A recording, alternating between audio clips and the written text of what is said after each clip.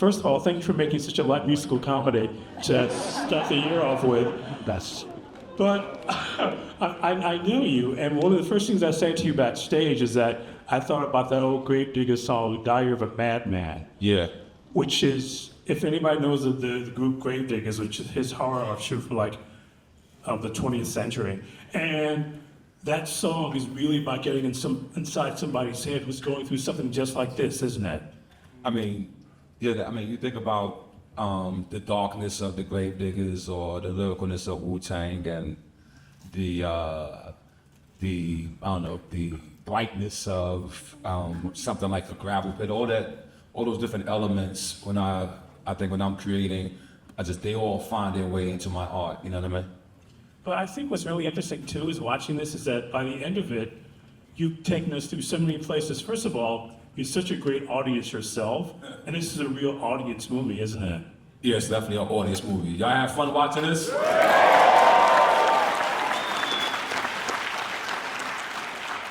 Let me ask one question, if you don't mind. Were you uncomfortable in some scenes of this movie? Okay, just want to make sure. I thought that it would be something that would make, I thought the... Were they uncomfortable? No, because I wanted... Elvis, because I wanted, like, to me, I think a film it should do three things. It should entertain you, right? And it should then also be provocative, like provoke you into emotions. And then it should be also inspiring. You know what I mean? So if those three elements come together, and that's what I was striving to do, whether through the action or through the acting of the actors, through the different music cues, everything was to try to get that balance between entertainment, provoking ideas, and inspiration. But you do that so often in your work. I mean, not just here, but I was thinking about these three form kind of a trilogy between Man with the Iron Fist and Cutthroat City and this. They're all three movies about young black men who have their potential taken away from them, aren't they? Yeah, definitely. And I was lucky to get Shamik Moore for two of those. Shamik Moore in the building, thank you.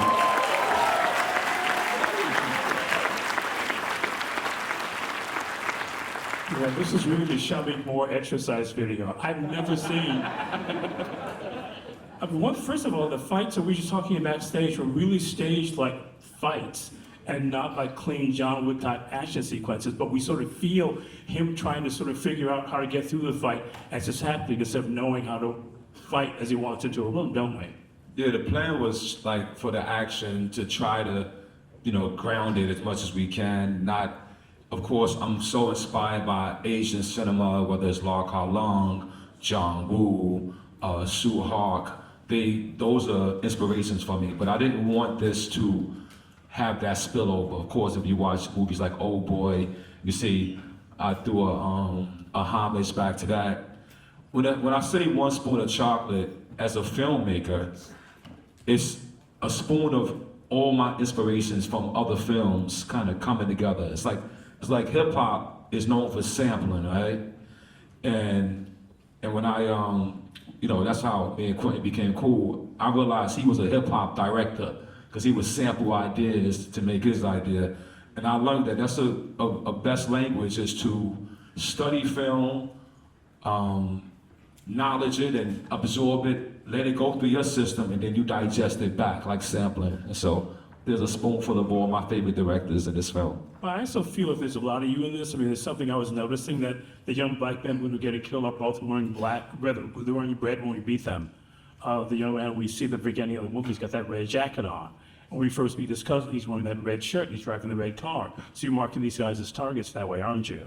Yeah, everything has like a, to be honest, everything has a subtone and a subtext.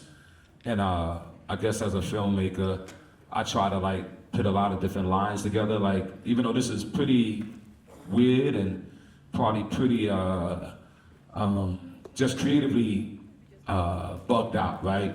Is when you meet Imari's character, she comes in with the lubrication, right?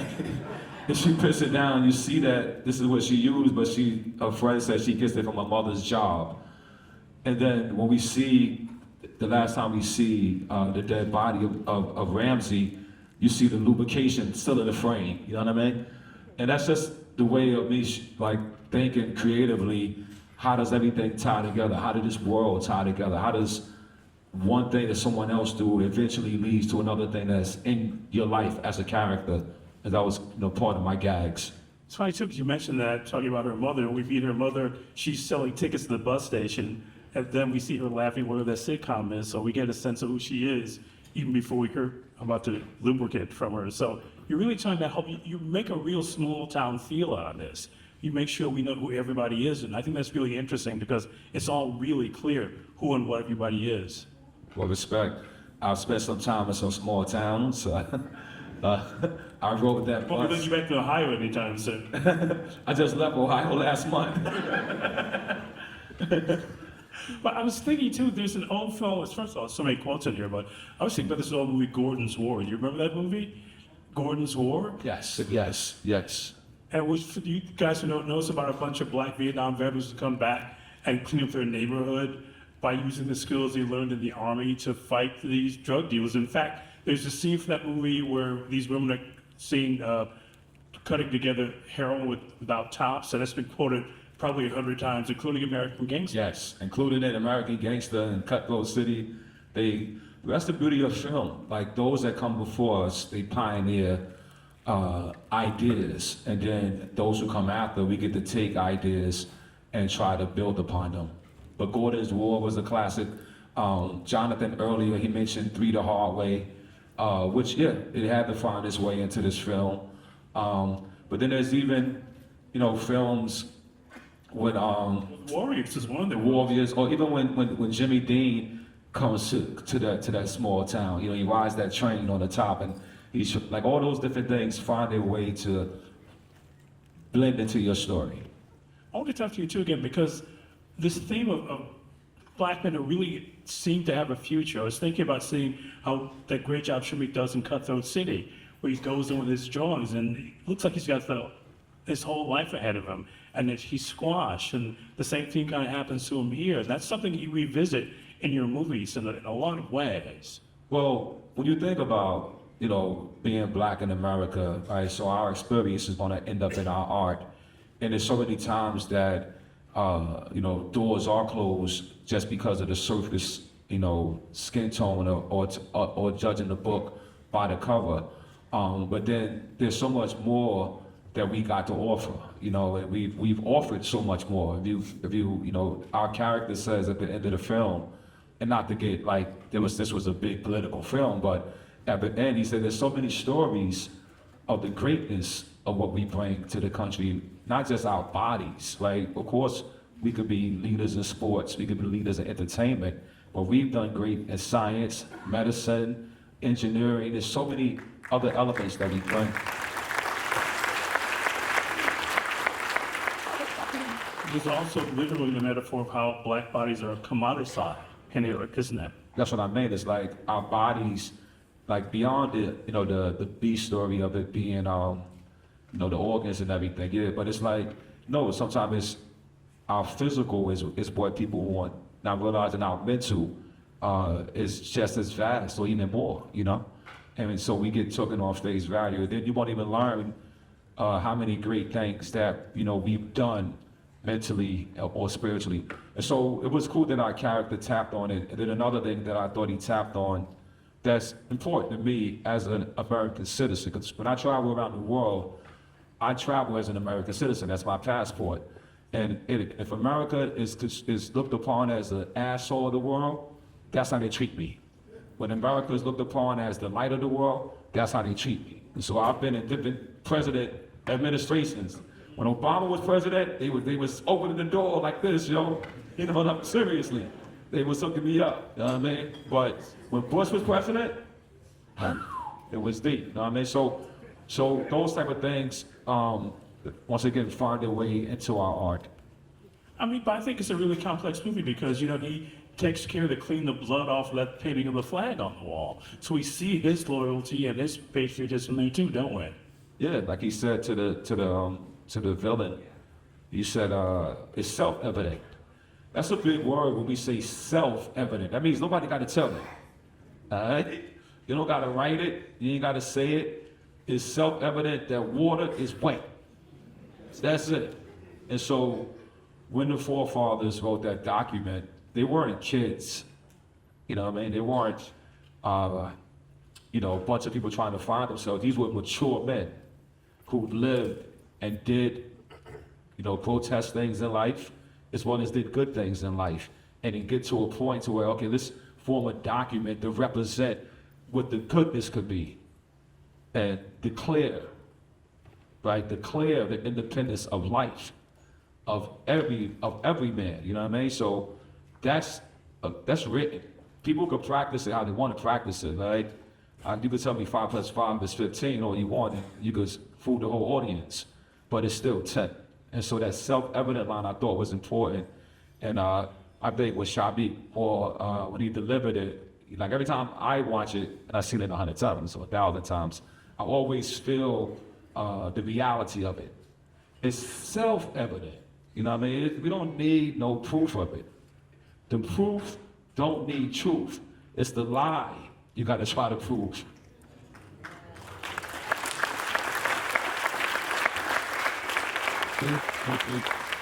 Tell me about the first time you met Shami, because obviously he's your go-to. So what was that first conversation like? Do you remember?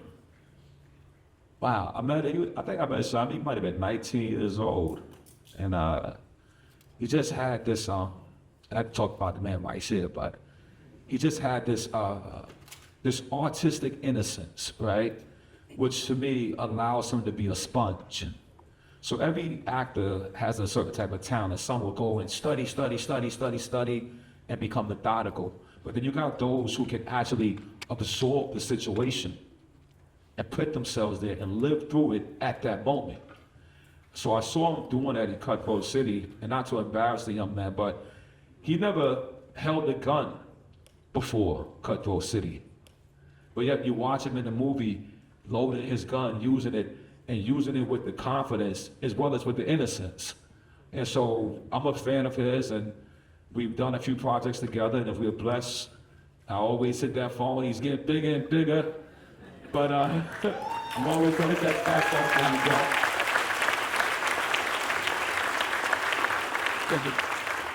I also want to talk to you about how important the women are in this. I mean, that Randy's girlfriend's mother is an important part of the plot. Because that for me, this is about this being a community, that the Black community is kind of its own underground that keeps messages alive, that tries to keep itself alive. And first of all, I hope you talk about that, because you said it's not political, but I think in addition to being a really satisfying action film, it is political. Well, let's just say this, right? There is an element in this film that's old school generation, no school generation. And I think that that the sheriff and even Mr. Lindsay, I think they represent some of the old school ideas. But when you get to Imari's character, Paris' character, Shamique's character, and RJ character, they represent the new ideas. You know what I mean? They're already best friends. They're already living the vision of what equality can be, right? They're not looking at each other in no funny ways. So they represent the new. And sometimes the old ways just continue to be permeated upon us. You know what I mean? But as an artist, I was conscious to be like, yo, this group of kids, right? You can see them right outside right now. If you go outside, you'll see that's the friend group right there. But that old group where everybody was kind of tribal into their own, and you can still see that too, but I think that's dwindling more than the new way. Can I talk to you about the women in the film? Because they're really wonderful. They're great actors, and they really are part of the story. I mean, the way she doesn't recoil while she's stitching up his face. That's... Well, can we get a round of applause for that cast of this film, please?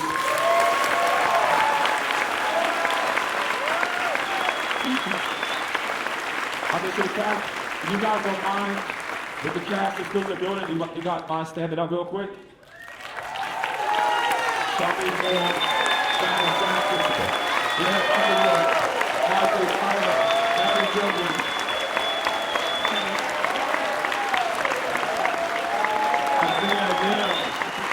Ronnie Dutchville.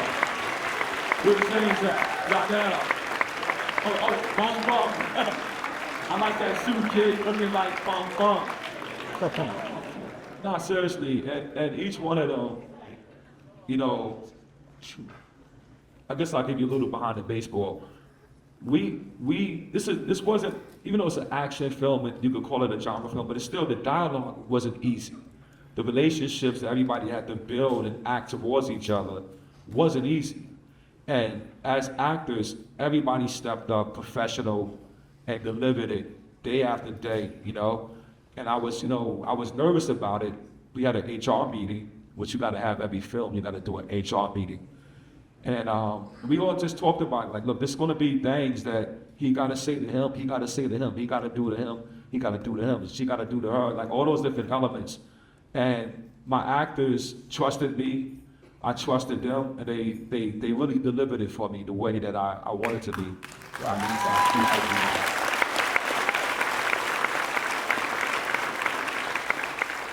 Well, your wife and co-producer who gave up a house to make this movie was telling me that you've been working on this in one way or another since 2012. Yeah, this movie is 13 years in the making. Yeah.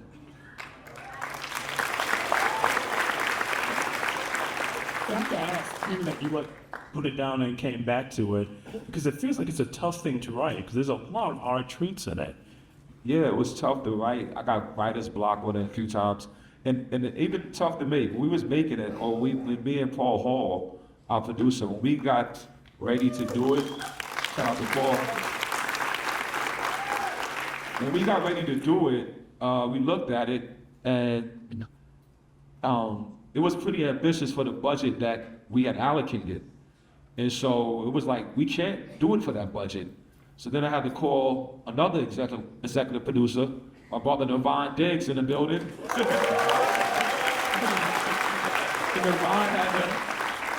He had to put that other boat on hold, go into the safe and uncrack the lock. And he came to the table and he believed in the vision as well, you know?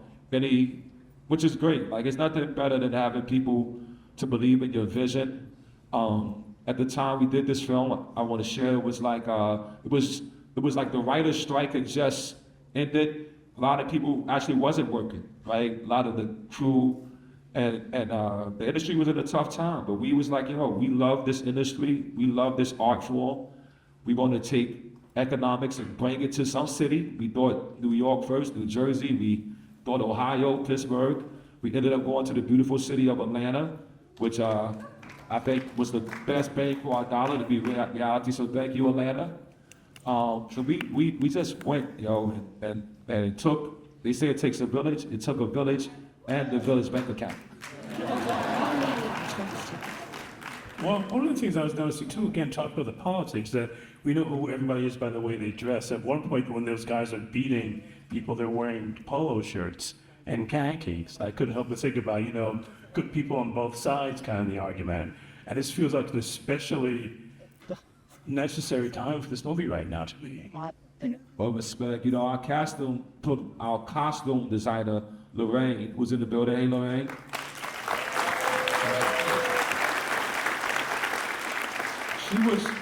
She was smart, right? As we was designing the costumes, she was smart to like choose like the various imagery that our villains would have. So in one capacity, we both was like, it gotta be different. We don't want the normal plaid shirt, which we actually show you when we get to Pelago, was the guy behind the counter. He's the classic thing you would see if you watch the black exploitation films of the 80s or the 70s, right? But then when our boys came out, they was looking like they had bars, you know what I mean? They had on velour suits and shit. Like, looked like a lot of Tommy Hilfiger, not that I'm trying to... Yeah, they had the Hilfiger, but also though, that she pointed out, like, that there's also this undertone, traditional, non-traditional. What I mean by that is like, the person who you don't think is feeling that way about you, you know? And that's the white polo shirts. And I was like, you know what? Okay, I'm gonna roll with you on this. And I think it turned out great, especially in the scene when when they're beating Ramsey, which I decided to use the shadows for that scene. I felt like there was enough brutality in the movie of that particular style of violence. And so for there, I just wanted to show an artistic way of watching Ramsey be killed. But also, if you look at metaphor too, because so much of that kind of violence happens to black people happens in the shadows. Wow, these are artists right here. Hold on, you gotta know me talking that this is Elvis Mitchell, all right? This ain't the average man right here. Let me say something. Also, made a different round of applause. Really, I feel really good about this. So let me just say something about this gentleman. No, it's enough of that. Come on, anyway. No, I got one more thing about it. Let me get it off. No, because your knowledge of film is, and he's an encyclopedia. There's very few encyclopedias that I've come across and had a chance to talk with and be inspired by and be advised. Oh, did you see this? Or you see this? You're one of those dudes, yo. You know what I mean? And him and The Godfather, they go for hours on how many different films that they see. So this man is an encyclopedia. And if he appreciates your work, you better know that it has to be worthy of appreciation. So thank you for coming to this.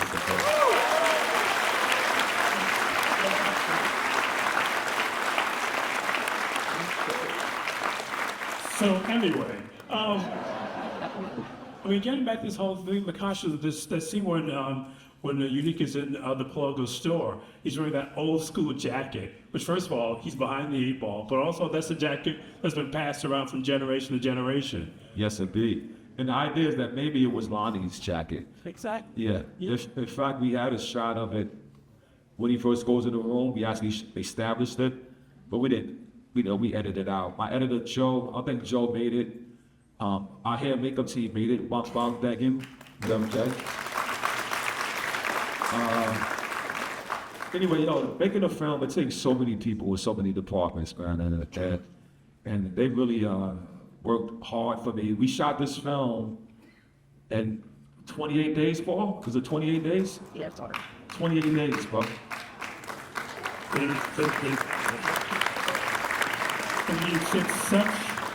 It's such a powerful film, and one of the things that I really find alluring about it is I can feel your confidence as a director. I mean, you really take your time with a lot of it. And also, too, there's that trust of introducing, for the most part, these are actors that people don't know. So we really get to lean in and pay attention in a way that we don't with their movies with actors that stars in them. And I just thought that really gives us this almost kind of a folkloric feel. It's something like Last House on the Left or those 70s movies where we didn't know the people, and so we are really watching, and we get invested in those people too, don't we? Yeah, definitely. And I think whether we know the talent individually, because everybody have their own fans, I think that what they did was they allowed the work to flow through them. I mean, not to put her on the spot, but think about Paris Jackson, right? She doesn't have to be an artist, okay? So she's not doing it like some people do this as a job because it's a job you need, and some people just love art. And every day she came to work, she absorbed the work, she did the work, and she has a talent which I like to call the muscle memory of an actress. So some actress will pick up this like this, right, and put it down here, and the next take put it here, the next take put it here. She'll put it right there every time where it belongs, right? And so as I'm watching each one of my actors, Harry, who comes in here, the most sweetest spirit, James, I'm talking about these guys they're not soft, but they are sweet-spirited people, and they're the most ruthless motherfuckers who want to see when the camera comes on. You know what I mean? And so that means that they were willing to let the material flow through them, and that's what an actor should do. So whether it's a big name or just someone who's coming right out of Yale or Juilliard, it's like, yo, let the work go through you. You know what I mean? And my cast did that. But that's going to be part of the script too, because again, it feels like a real place. It's not just people saying things to say it. It felt like, I mean, I'm from Detroit, so unfortunately I've driven that part of Ohio a lot. And it feels like that kind of small town thing. And I think that's a really hard thing to pull off. And, you know, big respect to you for this, because it really is an amazing movie. Thank you, brother. Thank you. Yeah. And, to talk about the filmmaking, that sound mix, I mean, it's terrifying. Yeah, we had, you know who else helped us out when we got to the sound? Man, I can't think of Greg's last name right now. Greg and Bobby, Bobby Banks, I know that. That's his That's his last name? That's why I can't remember it. It's but, no, because yeah, say it again, Paul, sorry. Hespeth? Yeah. Like a certain cabinet member. Okay, yeah. Well, no, he's the master of sound. You watch movies like Straight Outta Compton, I mean, so many movies. And this is our second movie together, right? And he's just meticulous with the sound. And you know, like my favorite scene is when the cars are chasing. Yes. We took the music out of that and say, fuck it, let the sound go. And he had that shit rumbling in the theater, yo, so. Well, I'm thinking about the filmmaking too. One of my favorite scenes is that scene where Unica's running through that field at night. It looks really ghostly. It looks like something out of Night of the Hunter. It's like something out of a nightmare. It's a really powerful film, sequence in the film. But thank you. We talked about that with my DP, Brandon Cox. Who's also here. Yeah.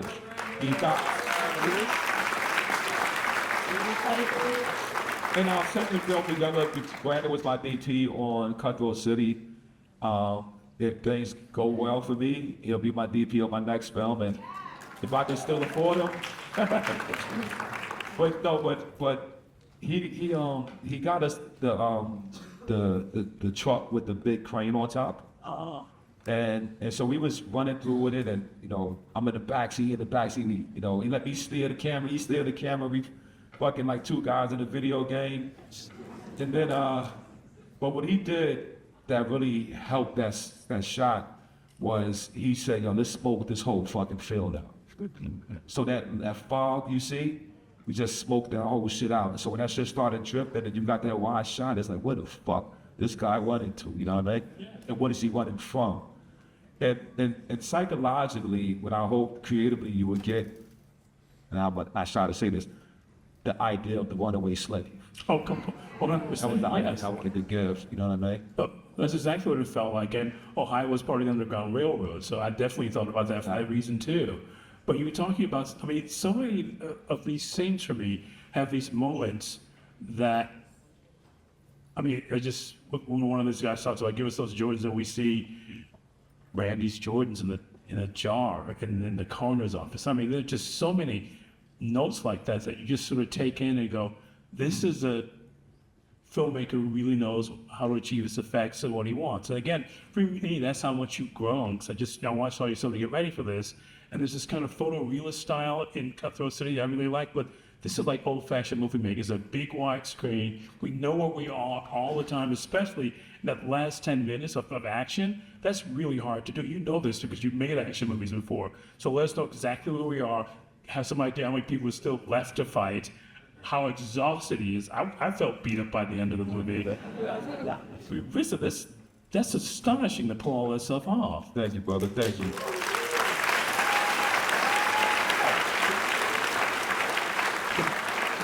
One of my favorite lines, we like, let me negotiate. He was like, "Don't Campbellsville's finest, Officer Sparaski." But I mean, that's funny stuff too. I mean, did you hear the way the audience laughed when they said Karenville? Well, first of all, thank you. You know, once again, it takes a team. I was blessed to have a good team. The first person on my team, of course, me and my wife, Talani.